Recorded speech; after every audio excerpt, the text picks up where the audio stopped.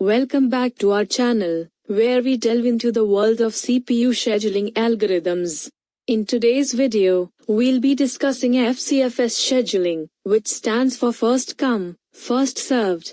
But before we jump into the examples, let's familiarize ourselves with some key terms that are used while solving CPU scheduling problems. The first term we'll cover is arrival time or AT.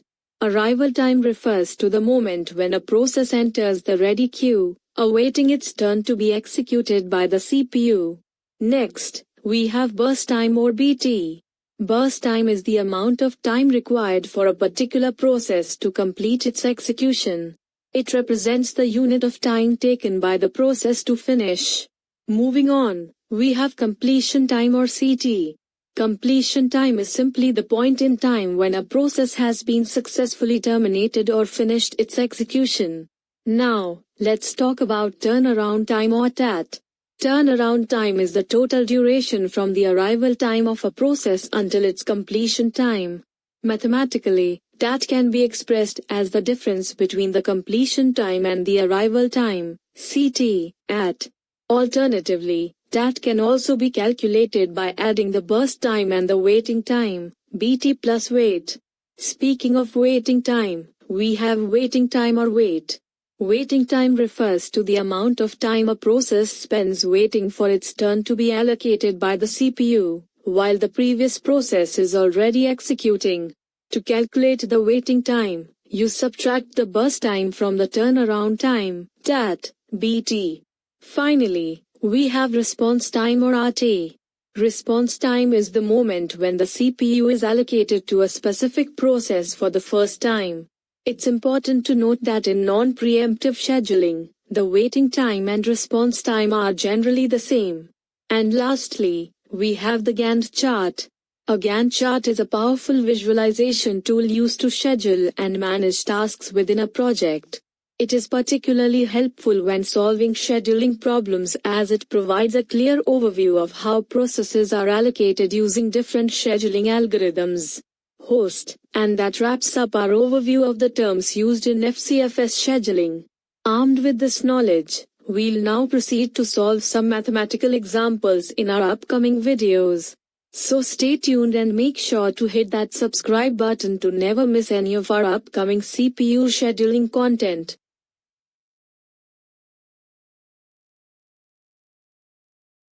Welcome back to our channel. In today's video, we'll be diving into FCFS, first come, first served, CPU scheduling and exploring the step-by-step process of calculating important metrics such as completion time, turnaround time, waiting time, and response time. Let's get started. Here's our example table with the process's details, process ID, arrival time, and burst time.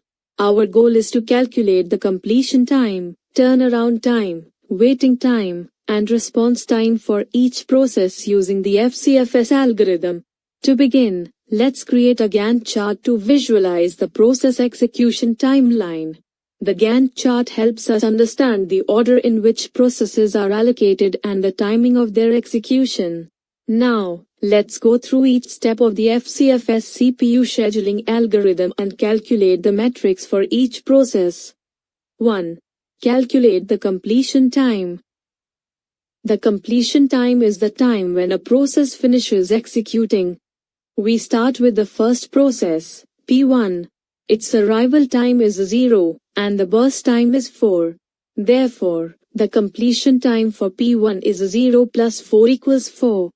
Moving on to P2, the completion time is the completion time of P1, 4, plus its burst time, 3, resulting in 4 plus 3 equals 7.